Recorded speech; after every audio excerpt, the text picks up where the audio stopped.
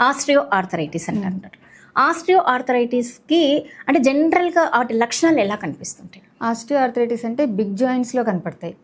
అంటే నీ జాయింట్స్ కానీ, హిప్ జాయింట్స్ కానీ, యాంకిల్ జాయింట్స్ కానీ ఇలాంటి వాటిలో కనపడతాయి. అంటే వాపు రావడం, నొప్పి రావడం, వాళ్ళు మెట్లు ఎక్కడానికి ఇబ్బంది పడతారు, ఇట్లా కాల్ ఫోల్డ్ చేసుకోవడానికి కూడా వాళ్ళు ఇబ్బంది పడతారు.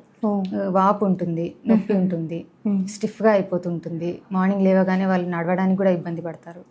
ఇలాంటివి ఆస్టియో ఆర్థరైటిస్లో కనపడతాయి. మేడం గారు, ఇప్పుడు మీరు చెప్పారు రుమటాయిడ్ ఆర్థరైటిస్కి ఆస్ట్రియో ఆర్థరైటిస్కి డిఫరెన్స్ ఏంటి, ఎలాంటి భేదం ఎక్కడ డిఫరెన్స్ ఎక్కడ అనిపిస్తుంది?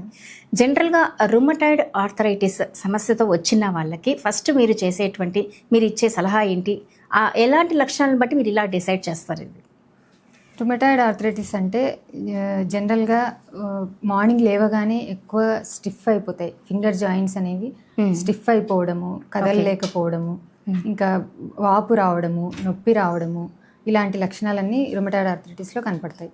వాళ్ళు మార్నింగ్ లేవగానే గ్లాస్ పట్టుకోవడానికి కూడా వాళ్ళు చాలా ఇబ్బందిగా ఫీల్ అవుతుంటారు. ఇంకా పిల్లల్లో అయితే రాయడానికి చాలా ఇబ్బందిగా ఫీల్ అవుతారు.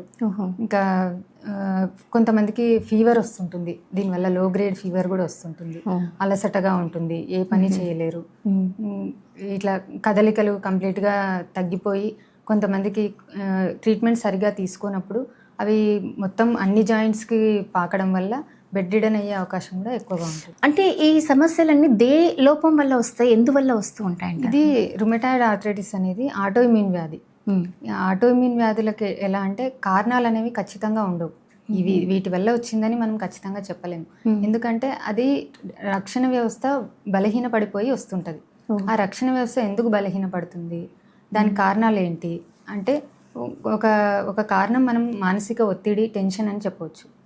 ఎక్కువగా మానసిక ఒత్తిడికి లోనయ్యే వాళ్ళకి ఇది ఎక్కువగా వచ్చే అవకాశం ఉంటుంది.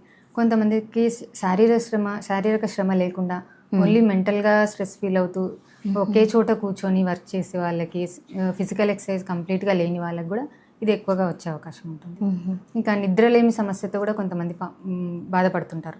అలాంటి వాళ్ళకు కూడా హార్మోన్ ఇంబ్యాలెన్స్ అయ్యి ఇలాంటి ఆటోఇమ్యూన్ డిసీజెస్ వచ్చే అవకాశం ఉంటుంది. సో ఈ కారణాల వల్ల ఈ సమస్య ఎక్కువగా అంటే రుమటాయిడ్ ఆర్థరైటిస్ సమస్య వస్తూ ఉంటుంది. మరి ఇది ఎక్కువగా ఏ వయసులో మీరు ఎక్కువ గమనిస్తూ ఉంటారండి? ఇది రుమటాయిడ్ ఆర్థరైటిస్ అనేది ఏ వయసు వాళ్ళకైనా రావచ్చు. చిన్న పిల్లల్లో కూడా రావచ్చు, పెద్ద వయసు వారి వరకు కూడా ఎవరికైనా రావచ్చు. చిన్నపిల్లల్లో వచ్చేదాన్ని జువినైల్ రుమటాయిడ్ ఆర్థరైటిస్ అంటారు. చిన్నపిల్లల్లో ఎలా అంటే కొంతమంది పొరపాటు పడుతుంటారు. ఇప్పుడు ఆడుకొని వచ్చి వాళ్ళు అలసిపోయి కాళ్ళ నొప్పులు ఉన్నాయిలే అని వదిలేస్తుంటారు కొంతమంది పేరెంట్స్.